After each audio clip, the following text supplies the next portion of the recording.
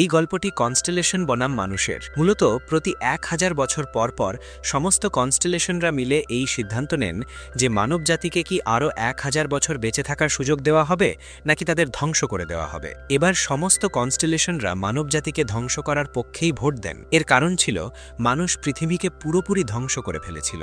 মহাবিশ্বের অধিপতি জিউস যখন মানুষের বিনাশের সিদ্ধান্তে চূড়ান্ত অনুমোদন দিতে যাচ্ছিলেন, ঠিক তখনই 13 জন ভ্যালকিরি বোনের মধ্যে বড় বোন ব্রুনহিল্ড জিউসকে থামিয়ে দেন। তিনি জিউসকে বলেন যে মানবজাতিকে শেষ করার আগে তাদের একটি শেষ সুযোগ দেওয়া উচিত, যা হল কনস্টেলেশন এবং মানুষের মধ্যে 1-on-1 লড়াই। একেই বলা হয় রাগনারক। এটি এমন একটি টুর্নামেন্ট যেখানে 13 জন কনস্টেলেশন এবং 13 জন মানুষ একে অপরের বিরুদ্ধে লড়বে। যে পক্ষ আগে 7 বার জিতবে তারাই হবে চূড়ান্ত বিজয়ী। যদি কনস্টেলেশনরা জেতেন তবে মানবজাতি নিশ্চিহ্ন হয়ে যাবে, আর যদি মানুষ জেতে তবে তারা আরও 1000 বছর পৃথিবীতে থাকার অনুমতি পাবে।